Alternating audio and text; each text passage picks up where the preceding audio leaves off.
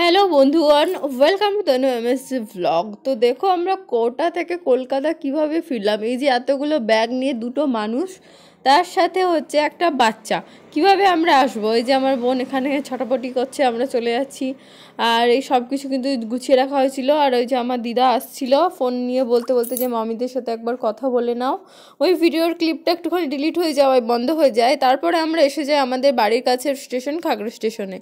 মা আর বাবা আমাদের ছাড়তে এসেছিল শালিমারে।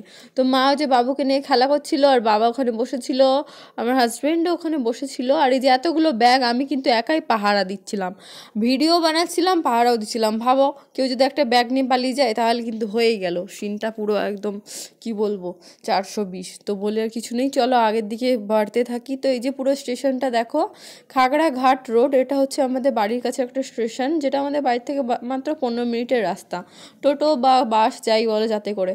তো এই এতগুলো জিনিসপত্র হয়ে গেছিলো, তাই আমি তো মাকে অনেকবার, বাবাকে বারণ করছিলাম যে এতগুলো ব্যাগ হয়ে যাচ্ছে, তো তোমরা একটু জিনিসগুলো কম দাও। এমনিতে আমরা যখন এসেছিলাম তখন ওর একটা পিট ব্যাগ ছিল, আমার একটা হ্যান্ড ব্যাগ ছিল বাবুর খাবার টাবার দুধ টুধ নেওয়ার জন্য, আর ছিল একটা ট্রলি। ব্যাস, একটা ট্রলি, এইটাই আমরা নিয়ে এসেছিলাম। তার মধ্যেখানে একটা ট্রেন এসে গেছিলো, যে ট্রেনটা আমরা যাব না, ওটা একটা অন্য ট্রেন ছিল, অন্য রুটে যাওয়ার জন্য। তো তারপর একটা ট্রেন ছিল, সেই ট্রেনটায় আমরা হচ্ছে এখান থেকে গেছিলাম কাটোয়া। তো কাটোয়া গিয়ে সেখানে আমরা নিয়েছিলাম হচ্ছে ট্রেন, যেটা শালিমার তো যায় না, হাওড়া অবধি যাওয়ার জন্য। তো এই যে আমরা বসে গেছিলাম হচ্ছে বাসে, যেটা হাওড়াতে নেমেই একটা শালিমার যাওয়ার জন্য বাস ধরতে হয়। তো সেখান থেকে আমরা শালিমারে নেমে একটুখানি হেঁটে আসতে হয় 10 মিনিট মতো স্টেশনটায় আসার জন্য। তো এই যে স্টেশনে বসে গেছিলাম, মা বাবা ট্রেনে আমাদের উঠিয়ে দিয়ে গেছিলো, আর তার সাথে সাথে ট্রেন ছেড়েও দিয়েছিল। তো মনটা খুব খারাপ করছিল যখন মা বাবা আমাদেরকে ট্রেনে উঠিয়ে দিয়ে বাড়ি ফেরত আসছিল, খুবই খারাপ লাগছিল। কি করব, কিন্তু আমাদেরকে তো এটা নিয়ম, এটা প্রত্যেকটা মেয়ের নিয়ম যে তাদেরকে তাদের বাড়ি থেকে শ্বশুরবাড়িতে আসতেই হয়।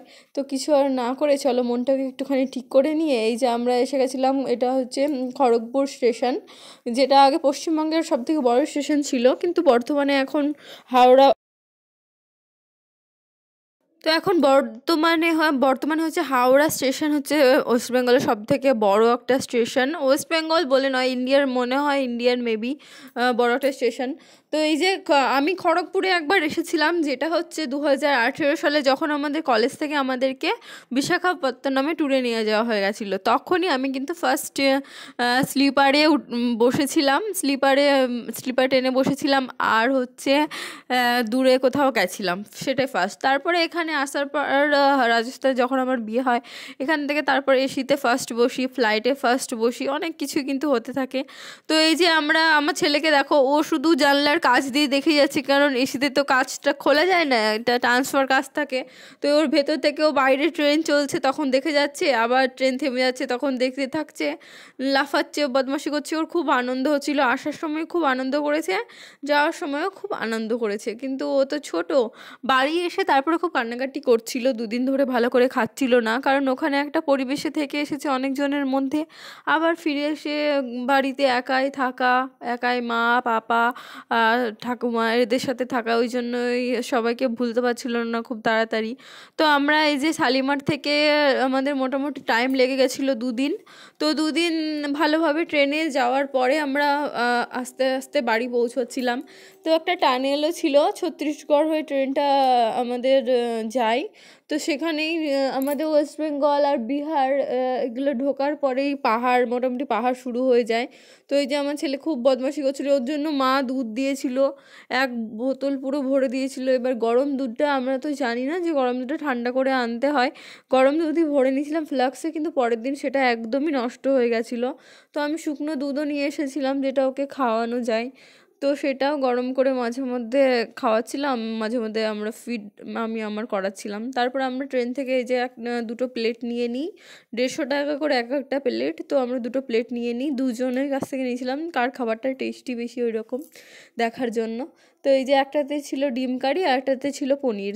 তো এরকমভাবে আমরা খাওয়া দাওয়া করার পরে আমাদের ট্রেনটা ঢুকে গেছিলো মধ্যপ্রদেশে। তো মধ্যপ্রদেশে এই যে নানা রকমের স্টেশন ছিল, নামগুলো বলতে পারবো না। মধ্যপ্রদেশ ক্রস করে ছত্তিশগড়ে এই যে জঙ্গলটা, ছত্তিশগড়ে এই যে এই জঙ্গলটা দেখুন, এটা অনেক জঙ্গল, কি বলবো, এত গাছপালা এখানে। কি বলবো, মোবাইলের নেটওয়ার্কটা একদমই জিরো, একদমই কোনো রকম কল না, সামান্য কল করার জন্য কল যাচ্ছিল না, এখানে নেটওয়ার্কের এতটা ইস্যু। তারপরে এই যে এখানে ছোটোখাটো মন্দির দেখা যাচ্ছিল, অনেক খাই দেখা যাচ্ছিল, আর অনেক গাছপালা দেখা যাচ্ছিল। তো আমি তোমাদের সাথে ভেবেছিলাম ভিডিওগুলো খুব তাড়াতাড়ি শেয়ার করে দেব, কারণ আমি জানুয়ারি 7 তারিখে ওয়েস্ট বেঙ্গল থেকে বেরিয়েছিলাম এবং 9 তারিখে আমরা রাজস্থানে পৌঁছেছিলাম। আর এই যে দেখো, এটা একটা টানেল, যেটা আমার ছেলে কি সুন্দরভাবে দেখছে, যেরকম লাইটগুলো বন্ধ হচ্ছে আবার জ্বলছে, বন্ধ হচ্ছে আবার জ্বলছে, এরকম কি, সে দেখেও খুব অবাক চোখে দেখছিল, একটু বড় হয়েছে এখন সব কিছু বুঝতে শিখেছে।